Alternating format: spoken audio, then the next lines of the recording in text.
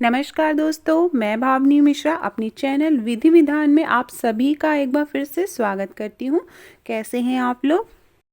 इस वीडियो में मैं आपसे शेयर करने जा रही हूँ संकटा चौथ या जिसको संकष्टी चतुर्थी या तिलकुट चौथ के नाम से भी जाना जाता है, उसकी पूजा की संपूर्ण विधि, पूजन सामग्री पूजा करके दिखाई गई है। तो आप इस वीडियो में बने रहिएगा। इस वर्ष 2021 को 31 जनवरी को संकष्टी चतुर्थी का व्रत रखा जाएगा। तो सबसे पहले मैं पूजन सामग्री बता रही हूँ। तो इस तरह के गणेश जी सुपारी के बने हुए या मैंने चांदी के बनवाए हैं, आप चाहें तो सुपारी का भी रख सकते हैं। हर साल इसी की पूजा होती है। चांदी का एक सिक्का है और इस तरह से गोबर की बनाई हुई गौरी माँ को हम हर साल इसी आकृति का एक बना के रखते हैं और हर साल इसी की पूजा की जाती है। साथ में हमें चाहिए रोरी, हल्दी, अक्षत। वैसे तो तिल का अक्षत चढ़ाया जाता है। हल्दी की गांठ, जनेऊ, दिया जलाने के लिए धूप बत्ती, सिंदूर, इत्र, चावल, लौंग, इलायची, सुपारी, चंदन, घी और साथ में हमें चाहिए धूप बत्ती आप ले सकते हैं या आप अगरबत्ती ले सकते हैं और दुर्वा। तो ये सारी सामग्री चाहिए। साथ में और भी सामग्री चाहिए। भोग लगाने के लिए हमें फल चाहिए। तो मैंने 4 फल लिए हैं। 4 की संख्या में चढ़ाया जाता है क्योंकि चौथ का व्रत है। तो ये 4 शकरकंदी, 4 गाजर। शकरकंदी बहुत ही ज़रूरी होती है, इस व्रत में ज़रूर चढ़ाई जाती है। 4 केले और 4 संतरे। नारियल लिया है मैंने और साथ में फूल लिया है। पीले रंग का आप फूल ले सकते हैं। तिल और गुड़ और घी मिला के चढ़ाया जाता है। हवन किया जाता है तो थोड़ी सी लकड़ियाँ चाहिए हवन करने के लिए। तिल, गुड़ और घी से हवन 4 बार हवन किया जाता है।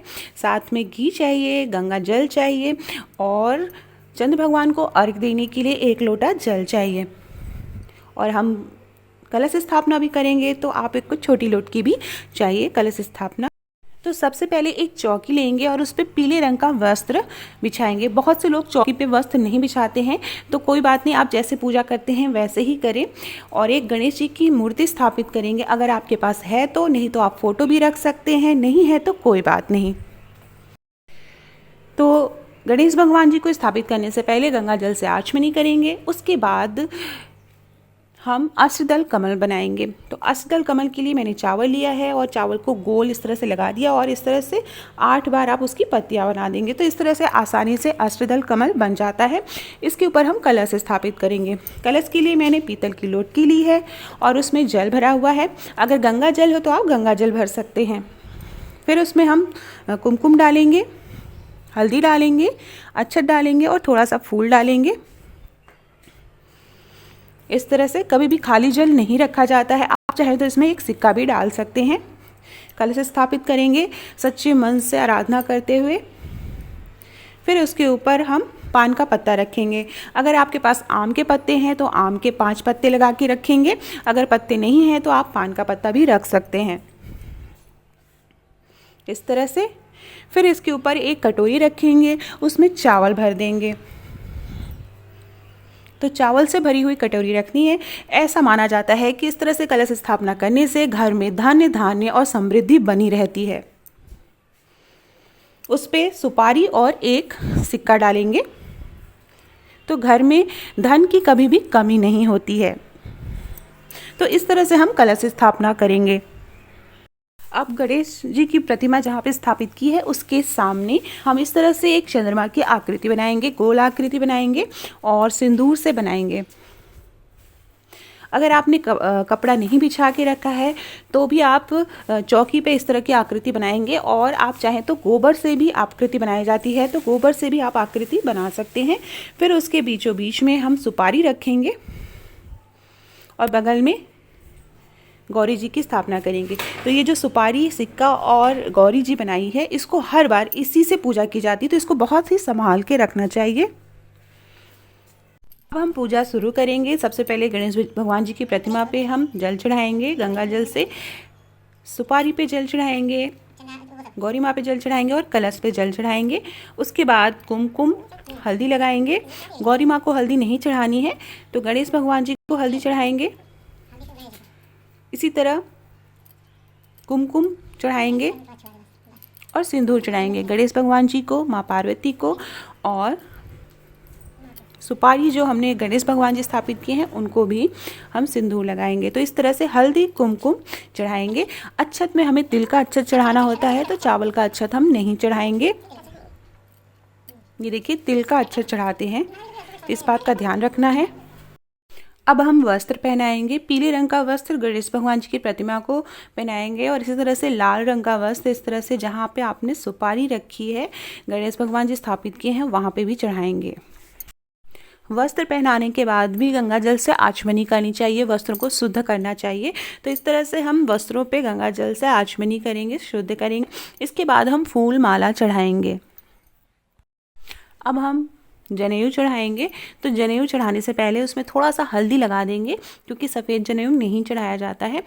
तो उसके बाद हम जनेऊ प्रतिमा को छुआते हुए जहाँ पे हमने गणेश जी स्थापित किए हैं सुपारी के वहाँ पे चढ़ाएंगे। हल्दी की गांठ चढ़ाएंगे, एक प्रतिमा के सामने रखेंगे और एक सुपारी के सामने रखेंगे। दुर्वा चढ़ाएंगे। इस तरह से दोनों जगह हमें दुर्वा चढ़ाना है। अगर आप विशेष पूजा करना चाहते हैं तो 11 दुर्वा हम ओम गण गणपते नमो नमः का जाप करते हुए 11 बार हम गणेश भगवान जी को दुर्वा चढ़ाएंगे। तो जो भी आपकी मनोकामना होती है वो ज़रूर पूर्ण होती है, ऐसा माना जाता है इस तरह की विशेष पूजा करने से। फूल चढ़ाएंगे।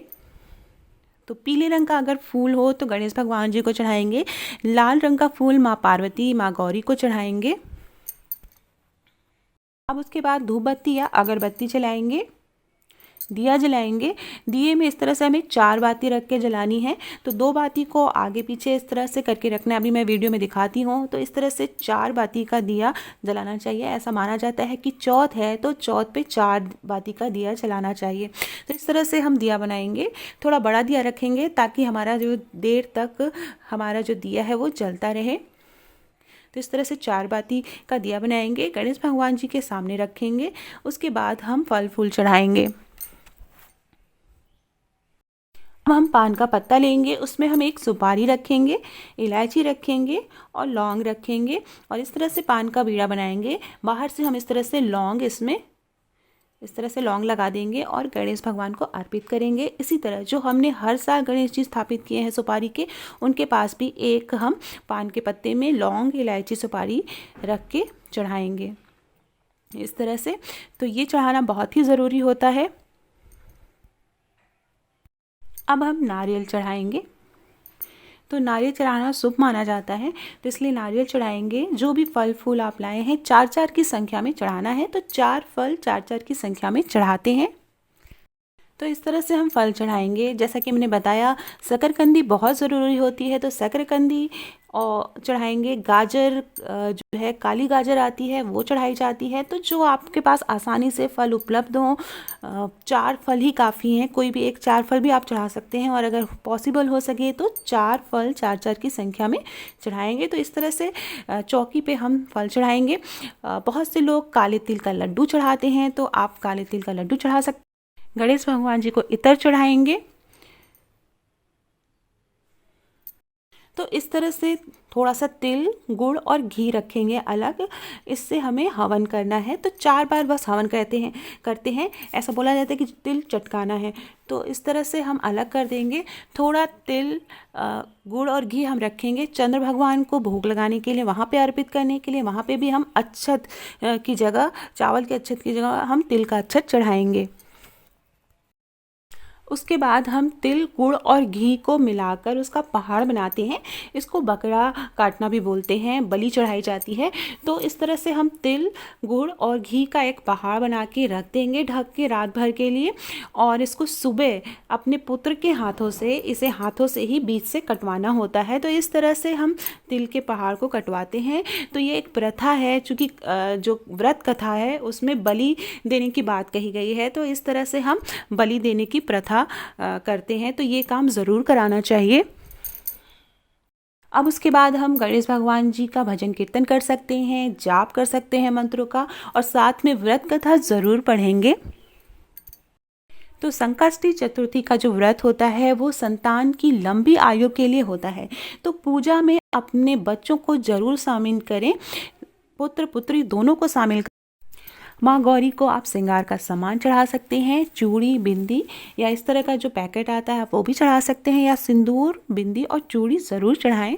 अब थोड़ी सी लकड़ी लेके उसे जलाएंगे और उसमें हम हवन करेंगे। बस 4 बार हवन करना होता है। तिल, गुड़ और घी का हमें 4 बार हवन करना होता है। और भगवान का आप जाप कर सकते हैं। ओम गण गणपते नमः का जाप करते हुए आपको 4 बार डालना है घी, गुड़ और तिल, और सच्चे मन से करना है। हवन करने के बाद हम आरती करेंगे। गणेश भगवान जी की आरती सबको आती है। जैसा कि मैंने बताया, जब भी कोई बड़ी पूजा घर में होती है, इस तरह का अनुष्ठान होता है, तो घर के सभी सदस्यों को ज़रूर शामिल करें आरती में। तो जय गणेश देवा आरती करेंगे। आरती करने के बाद गंगा जल से इस तरह से 3 बार घेरा करेंगे। साथ में जो भी भोग आपने चढ़ाया है उसमें भी हम गंगा जल से 3 बार इस तरह से घेरा करके डालेंगे। तो इस तरह से भगवान को भोग समर्पित करते हैं। उसके बाद फूल हाथ में लेके भगवान जी को पहले आरती देंगे, फिर घर के सभी सदस्यों को आरती देंगे, खुद भी आरती लेंगे। तो ये एक प्रक्रिया है जो कि ज़रूर करनी चाहिए। तो इस तरह से पूजा हो जाती है। उसके बाद हमें सुहाग लेना होता है। तो आरती करने के बाद सुहाग लेंगे। उसके बाद फिर हम इंतज़ार करते हैं चंद्रोदय का। तो ये जो पूजा है, चंद्रोदय से पहले आप आराम से कर लें, घर में या घर के बाहर जहाँ पे भी आपको उपयुक्त लगे। इस तरह से चौकी की जो दिशा है वो पूर्व दिशा में होनी चाहिए, इस बात का ध्यान रखेंगे। और उसके बाद चंद्रोदय का इंतज़ार करेंगे। जब तक चंद्रोदय होगा तब तक बैठकर गणेश भगवान जी की आराधना, भजन, कीर्तन करेंगे। पूजा के बाद सुहाग ज़रूर लेना चाहिए। तो माँ पार्वती को आपने जो सिंदूर चढ़ाया है, 7 बार सिंदूर चढ़ाते हैं।